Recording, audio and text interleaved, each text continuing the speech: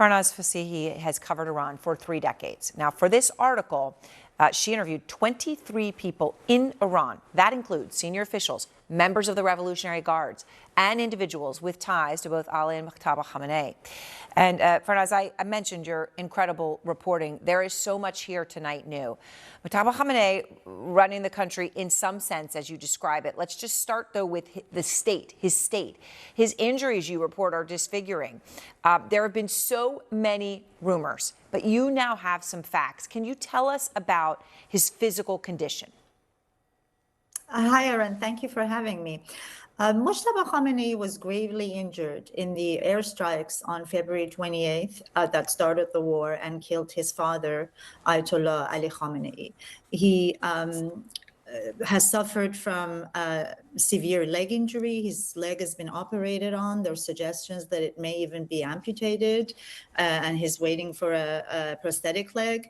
His hand has been operated on, and it's gaining functionality. And more importantly, his face and lips have been severely burned to the point where it's difficult for him to speak, and he will require plastic surgery. So we know that he's gravely injured. We know that there's the president of Iran, President Pezeshkian, who's a heart surgeon, and the health minister are in charge of his health care. And he's mostly surrounded by a medical team in a hiding place. And access to him is incredibly difficult. And that's probably one of the reasons why we haven't seen the new supreme leader in any video messages. Nobody has. And his voice has not been heard. To the extent that he's communicated, it's been with written statements read on state television. I mean, it is incredible what you're reporting. And I know, in your article, Farnaz, you detail how, as you mentioned, he is surrounded by doctors. And to the point that senior leadership of Iran they're not able to get in to see him, to talk to him.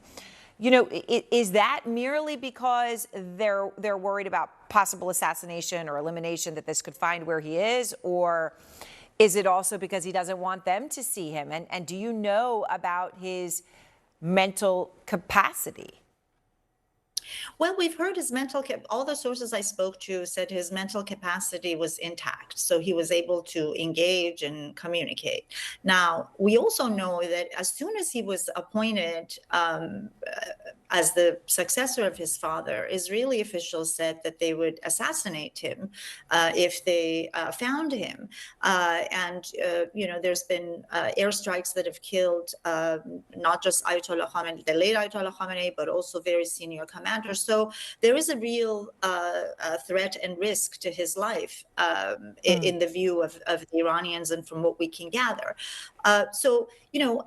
Part of the reason why there's no access to him is because I heard from sources that Iranians are worried that if officials try to visit him, their movement might be traced to him, because we know that also the movement of senior officials has been sort of monitored. So that's one of the reasons. And I think you also mentioned his physical condition, right? He probably doesn't want many people to see him in this vulnerable and weak physical condition, and wants to recover, right?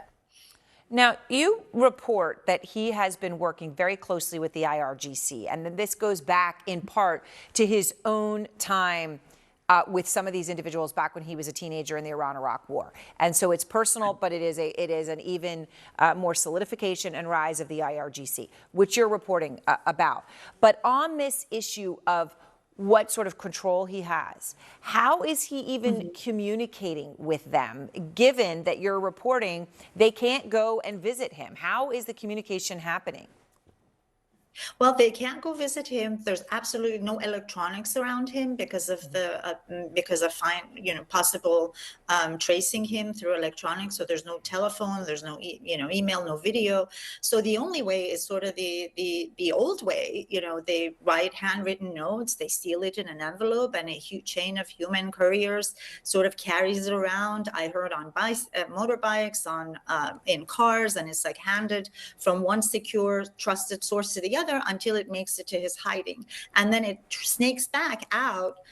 His replies snake back out the same way. So this is not a system where you can communicate every day or in real time, right? So one of the one of the reasons that he's delegated so much power in decision making to the Revolutionary Guards is the circumstances of his injuries and his hideout. But as you pointed out, because he trusts and has very deep ties with the commanders who are in charge, right? So decision making under, sorry, go ahead.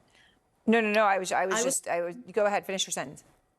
Yeah, decision-making under the father used to be really the veto of one man. Ayatollah Khamenei, the father, would say yes or no. It was his will, and he had the final say. We're seeing a very different decision-making system now in the current new era, right? We're seeing more a collaborative system where the generals are in charge, where they're calling the shots, and they're deciding what key decisions about how far Iran's going to escalate the war, about closing the Strait of Hormuz, about accepting a ceasefire, and most importantly, diplomacy with the United States.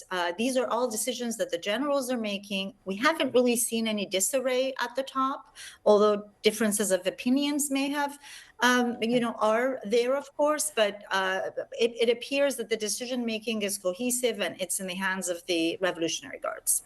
Yeah, and obviously very significant because the Revolutionary Guard is obviously not who has been leading the negotiations, right? That has been Kalibov, member of Speaker of Parliament, and others. So very significant what you're reporting here, all of it. Farnaz, thank you so very much. I appreciate it. سودی ارتش در مقابل نقشه‌های شوم آمریکا و بازماندگان طاغوت پهلوی و تجزیه طلبانی که ایرانی از هم گسسته می‌خواستند ایستاد و حماسه ها آفرید. ارتش اسلام اینک همچون دو جنگ تحمیلی سابق دلاورانه از آب و خاک و پرچمی که به آن تعلق دارد دفاع می کند و با تکیهگاه قوی الهی و مردمی خود و در صفوفی متراکم و مستحکم دوشادوش دیگر مجاهدان نیروهای مسلح。播报新闻是我的日常，必须时刻保持妆容和皮肤的最佳状态。当来到人生中最重要的时刻，也是 KS 逆时奇迹帮助我轻松驾驭，闪闪发光。KS 逆时奇迹活肤露全效精华、精华霜，多达5种 EGF 6大冻龄关键成分，保湿效果让我非常满意，小细纹也不再困扰我。我就是我自己的最佳女主角 ，KS 让我从容自信，光彩动人。我是我人生中的大女主，我的最爱我做主。KS 逆时奇迹系列热卖中，下单请上快点购，透过中天新闻网 App 下单立减50，或输入 CTI 推荐码有额外折扣。